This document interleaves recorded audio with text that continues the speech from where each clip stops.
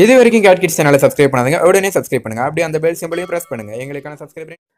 Hello viewers, Rajini Kamal போட்டிக்கு சற்றும் குறைவில்லாதது அஜித் விஜய் இருவருக்கும் இடையில் நடக்கும் பிஸ்னஸ் ரேஸ். சொல்லப்போனால் பேட்ட ரஜினியை அடித்து தூக்கியதில் சூப்பர் ஸ்டாரையும் மிஞ்சிய இடத்தில் இருக்கிறார் தல.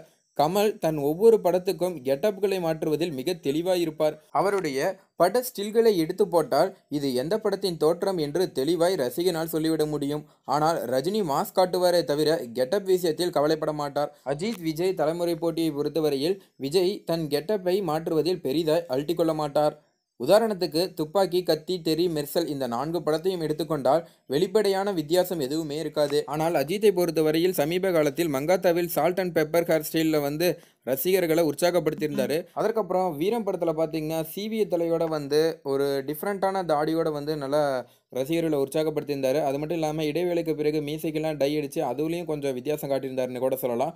வேதாளத்தில் சொல்லவே வேண்டாம், பக்கா லோக்கல் ரவுடியாக முடி வளர்த்த மொட்டை தலை கெட்டப்பில் எல்லாரையும் ரொம்பவே திருப்திப்படுத்தியிருந்தார். அது மட்டும் இல்லாமல் சில இடத்துல முழுன்னு சேவிங் பண்ண மாதிரி கூட இருந்திருந்தார். அதுவும் பார்த்திங்கன்னா ரசிகர்களை ரொம்பவே கவர்ந்தது. அதுக்கப்புறம் விவேகம் படத்தில் பார்த்தீங்கன்னா கொஞ்சம் ஃபிட் ஆகணும் அப்படிங்கிறதுக்காக நல்லா ஃபிட் ஆகிட்டு அந்த வேதாளம் படத்தில் செகண்ட் ஹாஃபில் வந்த சின்ன கெட்டப்பை அப்படியே லைட்டாக மாற்றிட்டு வந்தார் அப்படின்னே சொல்லலாம். இது போல் பார்த்தீங்கன்னா பல படங்களில் பல கெட்டப்பை போட்டு ரொம்ப டிஃப்ரெண்ட்டாக வந்துட்டு இருக்காரு தல அஜித் அவர்கள் அப்படின்னு கூட சொல்லலாம். ரொம்ப வற்புறுத்தி கூட நடிக்கிறாரு. அது இன்னொரு பக்கம் இருந்தாலும் அவர் பார்த்தீங்கன்னா எல்லா இதுலேயும் நானே இருக்கணும், அதாவது டூப் போடக்கூடாது அப்படிங்கிறதுல ரொம்ப உறுதியாக இருக்கார் அப்படின்னு கூட சொல்லலாம்.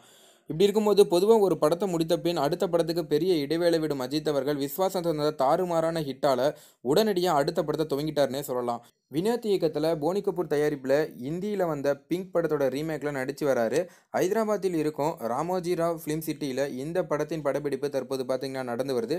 இந்த நிலையில் பக்கத்து ஷெட்டில் மலையாள சூப்பர் ஸ்டார் மோகன்லாலின் ஷூட் போய் கொண்டிருப்பதை கேள்விப்பட்டு அங்கு டைரக்டர் பாசிலை சந்தித்து பேசியிருக்கார் அஜித் அவர்கள். அந்த ஃபோட்டோ இப்போ சமூக வலைதளங்களை பார்த்திங்கன்னா ரொம்ப வைரலாக பரவி வருது. அது மட்டும் இல்லாமல் அதில் அஜித் அவர்களோட லேட்டஸ்ட் லுக் ரொம்ப பிரபலமாக பேசப்பட்டு வருது அப்படின்னு கூட சொல்லலாம். அதாவது பிங்க் ரீமேக்கின் கதைப்படி நடுத்தர வயதை தொட்டு கடக்கும் சீனியர் வழக்கறிஞர் வேடம் அஜித்துக்கு. அவர் கெட்டப் எப்படி இருக்கிறது என்றால் விஸ்வாசம் கெட்டப், தலைமுடியை விட சற்று அதிகமான முடி வளர்த்து தாடியும் விட்டிருக்காரு அப்படின்னு கூட சொல்லலாம். மீசையின் அடர்த்தி வீரம் படம் போல் வெகுவாக குறைக்கப்பட்டிருக்கு.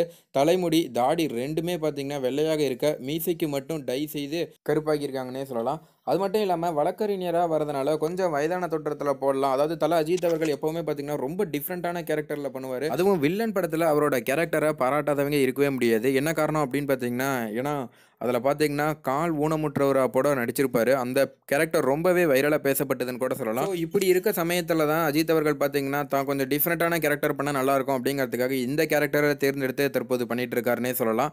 இது பார்த்தீங்கன்னா ஹிந்தியில் அமிதாப் பச்சன் நடித்த கேரக்டர் தான். அது மட்டும் இல்லாமல் இந்த படத்துக்கு பார்த்தீங்கன்னா அஜித் அவர்கள் வெறும் 20 நாள் தான் கால் ஷீட் கொடுத்துருக்காராம். அது மட்டும் இல்லாமல் அதற்கு அவருக்கு 40 கோடி சம்பளம் அப்படிங்கிற மாதிரி கோலிவுட் வட்டாரங்கள்லாம் பேசிக்கிறாங்க. மேலும் இந்த தகவல் குறித்து உங்களோட கருத்து என்ன? அஜித் கெட்டப் குறித்து உங்களோட கருத்து என்ன? எப்படி இருக்கும்? உங்களுக்கு பிடிச்சிருக்கா இல்லையா? அதாவது புது முயற்சி பிடிச்சிருக்கா இல்லையா அப்படிங்கிறத கீழே கமெண்ட்டில் பதிவு பண்ணுங்கள். மேலும் இந்த தகவல் உங்களுக்கு பிடிச்சிருந்துச்சுன்னா மறக்காமல் லைக் பண்ணி ஷேர் பண்ணுங்கள். இதே போல் பல தகவலை தெரிஞ்சுக்கொள்ள நம்ம சேனலை உடனடியாக சப்ஸ்கிரைப் பண்ணுங்கள். தேங்க்யூ.